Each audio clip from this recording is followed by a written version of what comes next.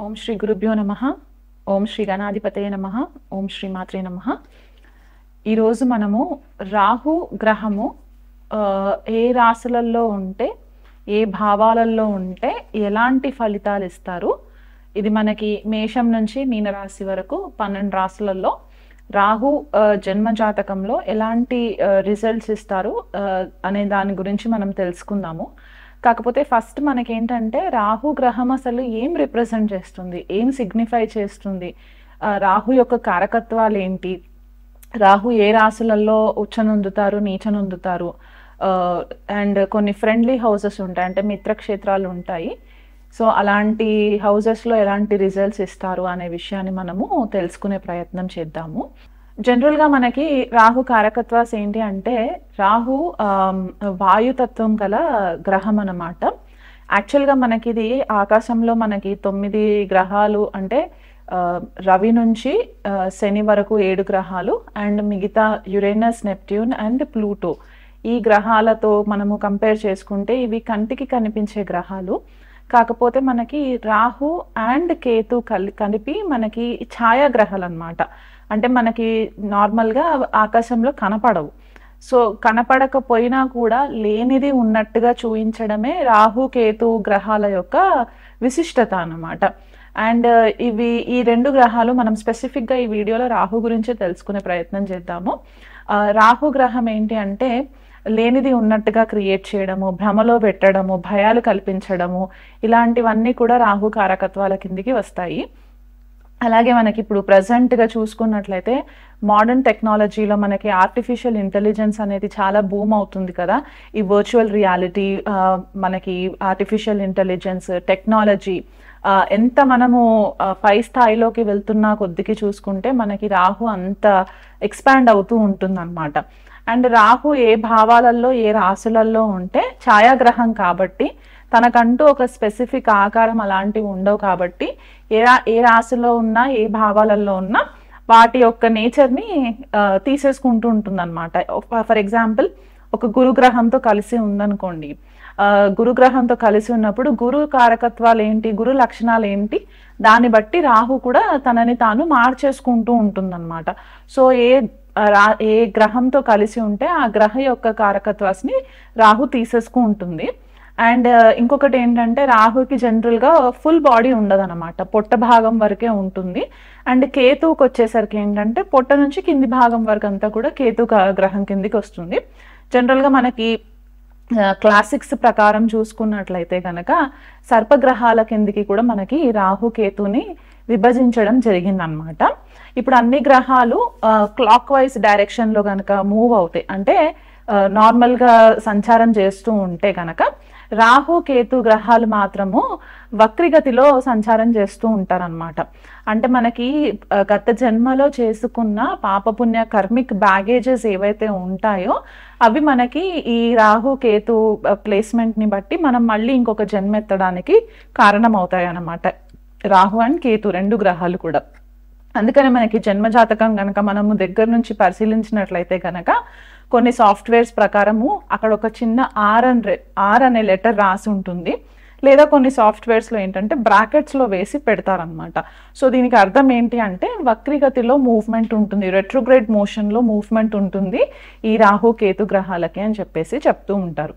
So అలా కాకుండా రాహు జనరల్గా ఏం చేస్తుందంటే ఎక్కడ ఉంటే అక్కడ తనని తాను మార్చుకుంటుందని చెప్పాను కదా, యాంప్లిఫై చేసే లక్షణాలు ఉంటాయన్నమాట. అంటే ఎక్కువ ఎక్స్పాన్షన్ చేస్తూ యాంప్లిఫై చేస్తూ కనిపిస్తూ ఉంటుంది. మనకి రాహు వచ్చేసి ఇంకొకటి ఏంటంటే అడిక్షన్, అది జనరల్గా వ్యసనాలు అని చెప్పేసి అంటూ ఉంటాం కదా. ఒక వ్యక్తికి వ్యసనాలు స్మోకింగ్ అవ్వచ్చు, లేకపోతే మందు తాగడం అలవాటు ఉన్న వాళ్ళు ఉండొచ్చు, లేకపోతే ఎక్కువ మూవీస్ చూడడానికి ఇష్టపడుతున్న వాళ్ళు ఉండొచ్చు, బయట తిరగడానికి ఎక్కువ, అంటే ఒక రకమైన వ్యసనం అనేది ఉంటుంది కదా, అదంతా కూడా రాహు కిందికి వస్తుంది. డ్రగ్స్ తీసుకునే వాళ్ళు కూడా రాహు కన్సిడరేషన్లోకే వస్తుంది. అంటే మనకి సొసైటీలో నార్మల్గా ఏవైతే మనము యాక్సెప్ట్ చేయని సిచ్యువేషన్స్ ఉంటాయో, యాక్సెప్ట్ చేయని థింగ్స్ ఉంటాయో అవన్నీ కూడా రాహు కేతు ప్రభావంలోకే వస్తాయన్నమాట.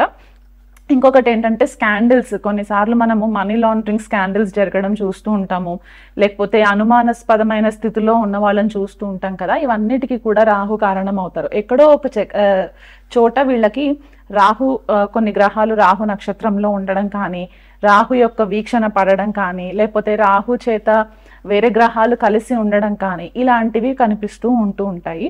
అండ్ మన కర్మలు, గత జన్మలో మనం చేసుకున్న చెడు కర్మలు ఏవైతే ఉంటాయో అవన్నిటికీ కూడా మనకి కర్సస్ అని చెప్తూ ఉంటాం. అంటే శాపాలు, అవి పితృశాపాల కిందికి వస్తున్నాయా, మాతృశాపాల కిందికి వస్తున్నాయా, స్త్రీ శాపం కిందికి వస్తుందా, ఇవన్నీ కూడా రాహుకేతు యాక్సెస్లో గనక వేరే గ్రహాలు ఉన్నప్పుడు ఈ కర్సస్ అనేవి రావడానికి ఛాన్సెస్ ఎక్కువ కనిపిస్తూ ఉంటాయి.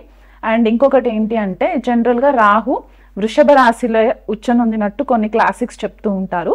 కొన్ని క్లాసిక్స్ ఏంటి అంటే మిథున రాశిలో కూడా ఉచ్చనొందుతారు అని చెప్పేసి చెప్తూ ఉంటారు. అంటే ఎక్స్ట్రీమ్ పవర్ అనేది ఎక్కువ రాహుగా ఆ పలానా రాశులలో ఉండడానికి ఛాన్సెస్ ఉంటాయి.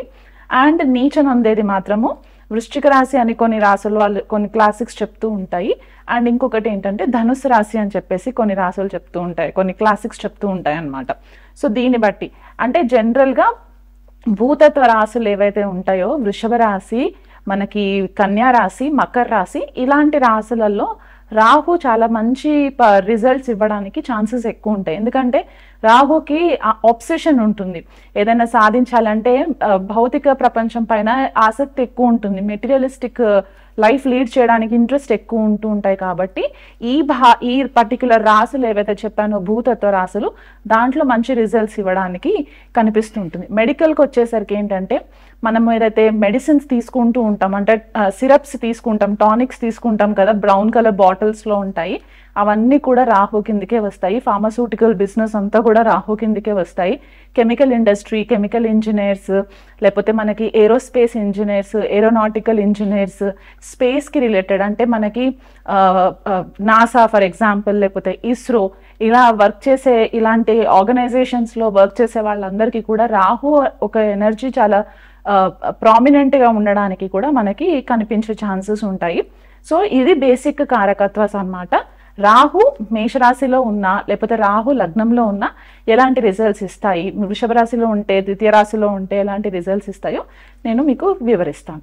రాహు మీనరాశిలో ఉన్నట్లయితే గనక ఇక్కడ మీనరాశి మనకి జలతత్వ రాశిగా చెప్తూ ఉంటాము. అండ్ మనకి గురువు రూల్ చేసే రాశి అన్నమాట మనకి మీనరాశి. సో రాహు మీనరాశిలో ఉన్నట్లయితే గనక ఇక్కడ కొద్దిపాటిగా మనకి జలతత్వ రాశులలో రాహు ఉంటే కొద్దిపాటిగా ఇమోషన్స్కి సంబంధించి డిస్టర్బెన్సెస్ వస్తూ ఉంటాయి. అంటే మనము ఇంతకు ముందుకు స్కార్పియో అంటే వృశ్చిక రాశిలో కానివ్వండి, కర్కాటక రాశిలో కానివ్వండి ఉన్నప్పుడు ఇమోషన్స్కి సంబంధించి డిస్టర్బెన్సెస్ వస్తూ ఉంటాయని చెప్పేసి అనుకున్నాం కదా. అంటే లేనివి ఉన్నట్టు ఊహించుకోవడము, ఒక హాలోసినేషన్లో ఉండడము, ఒక ఇల్యూషన్లో ఉండడము, ఫోబియాస్ ఎక్కువ ఉండడము, పారనాయిడ్ అయిపోవడము, యాంగ్జైటీ ఎక్కువ రావడము, ఇలాంటివి జరిగే ఛాన్సెస్ మనకి జలతత్వ రాశులలో రాహు క్రియేట్ చేస్తాడనమాట. ఇక్కడ తొందరగా మోసం జరగడానికి ఛాన్సెస్ ఎక్కువ ఉంటాయి. అంటే మీనరాశిలో రాహు గనక ఉంటే మిమ్మల్ని చాలా ఈజీగా మోసం చేయడానికి ఛాన్సెస్ ఎక్కువ ఉంటాయి. కాబట్టి మీ ఇమోషనల్ యాటిట్యూడ్ని మీరు ఎక్కువ మట్టుకు డిస్ప్లే చేయకుండా అలవాటు చేసుకోవాలన్నమాట. ప్రతి చిన్న వాటికి కూడా ఏడ్చుకుంటూ సమాధానం చెప్పడము, చాలా ఎమోషనల్గా డిస్టర్బ్ అయిపోవడము, ఇలాంటివి చేస్తే ఎదుటి వాళ్ళకి చాలా ఈజీగా గ్రాంటెడ్గా తీసేసుకుంటూ ఉంటారన్నమాట. సో ఇక్కడ గురువు తత్వ రాశిలో ఉన్నారు కాబట్టి రాహు ఇక్కడ మీనరాశిలో ఏం చేస్తారంటే మీకు స్పిరిచువల్గా అంటే ఆధ్యాత్మికంగా ఎదగడానికి చాలా మంచి ఆపర్చునిటీస్ క్రియేట్ చేస్తూ ఉంటారు. కానీ కొద్దిపాటిగా మీరు ఫారెన్లో ఉండే అంటే మీ జన్మస్థలం నుంచి వేరే ప్లేస్లో ఉన్న గురువులని ఆదరించడానికి ఛాన్సెస్ ఎక్కువ ఉంటాయి అన్నమాట. అంటే లోకల్గా ఉండే గురువుల పైన మీకు అంత ఇంట్రెస్ట్ ఉండదు. ఫారెన్ సాయిల్లో ఉన్న గురువులు అంటే ప్రతిదీ కూడా మీకు ఒక లాజికల్ బెంట్ తోటి కనుక మీకు ఎక్స్ప్లెయిన్ చేసినట్లయితే కనుక మీరు వాళ్ళని ఫాలో అవ్వడానికి ఛాన్సెస్ ఎక్కువ ఉంటాయి. ఇక్కడ ధార్మికంగా కాకుండా ఆధ్యాత్మికంగా ఎదగడానికి, అంటే ఆధ్యాత్మికత అంటే ఏంటంటే ప్రతి దాంట్లో కూడా దేవుణ్ణి చూడడం, ఈశ్వరుణ్ణి చూడడం అన్నమాట. ఈ ఈ మతాన్ని ఫాలో అయ్యే వాళ్ళు స్పెసిఫిక్గా ఈ మతమే ఫాలో అవ్వాలి అనేటట్టు కాకుండా అన్ని మతాలు ఒకటే అనే ఒక ఆలోచన ఇక్కడ రాహు మీనరాశిలో ఉన్న వాళ్ళకి ఎక్కువ కనిపిస్తూ ఉంటుందన్నమాట. మంచి సైకిక్ మీడియంస్ అవుతూ ఉంటారు. ఏస్ట్రల్ ట్రావెల్ చేయడానికి రాహు మీనరాశిలో చాలా అద్భుతమైన రిజల్ట్స్ ఇస్తూ ఉంటాయి.